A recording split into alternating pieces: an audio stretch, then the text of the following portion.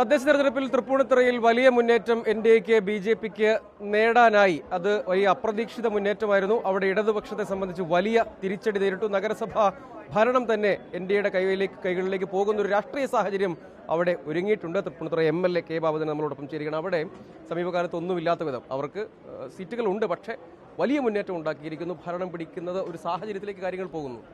അല്ല, തൃപ്പൂണിത്തുറയിൽ ഭരണം BJP പിടിക്കുമെന്ന് ഇപ്പോഴും പറയാൻ സാധിക്കില്ല.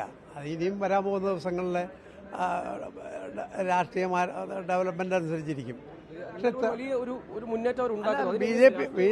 BJPക്ക് വലിയ മുന്നേറ്റം ഉണ്ടായി. യഥാർത്ഥം പറഞ്ഞാൽ കോൺഗ്രസിനെ സംബന്ധിച്ചിടത്തോളം ഞങ്ങൾക്ക് കഴിഞ്ഞ പ്രാവശ്യം 7 സീറ്റേ ഉണ്ടായിരുന്നുള്ളൂ. ഈ പ്രാവശ്യം ഞങ്ങൾ ഒരു UDF ഉൾപ്പെടെ 12 സീറ്റ് ജയിച്ചിട്ടുണ്ട്.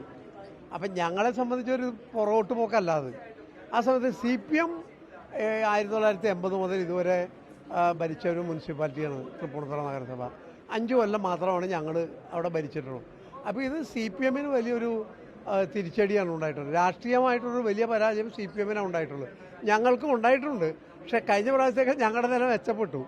അത് അഭിമാനകരമാണെന്നല്ല ഞാൻ പറയുന്നത്. പക്ഷേ CPM കഴിഞ്ഞ മുൻകാലങ്ങളെക്കാളൊക്കെ വളരെ പുറകോട്ട് പോയി. അത് തൃപ്പൂണിത്തുറ സംഭവിച്ചിട്ടുള്ളതൊരു വലിയ കേരളം പോലുള്ളൊരു സംസ്ഥാനത്ത്, അല്ലെങ്കിൽ തൃപ്പൂണിത്തുറ പോലെ വലിയ രാഷ്ട്രീയ പാരമ്പര്യമുള്ള സ്ഥലത്ത് സംഭവിക്കാൻ പാടില്ലാത്തൊരു ധ്രുവീകരണമാണ്.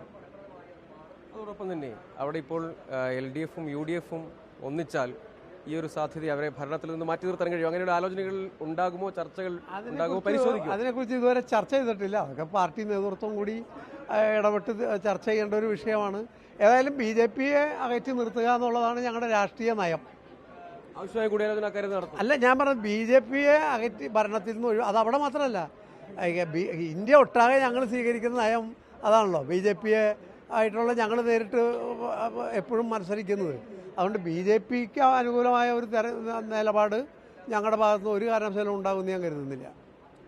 അതാണ് അദ്ദേഹം വിശദീകരിക്കുന്നത്. അതായത് അവിടെ ഒരു ധ്രുവീകരണം സംഭവിച്ചിട്ടുണ്ട്. CPMന് വലിയ നഷ്ടമുണ്ടായി. കോൺഗ്രസ് നില മെച്ചപ്പെടുത്തുകയാണ് ചെയ്തത്. പക്ഷേ BJPയെ NDAയെ അധികാരത്തിൽ നിന്ന് അകറ്റി നിർത്താനുള്ള കൂടിയാലോചനകളൊക്കെ ഉണ്ടാകുമെന്ന സൂചനയാണ് കെ ബാബു MLA നൽകുന്നത്.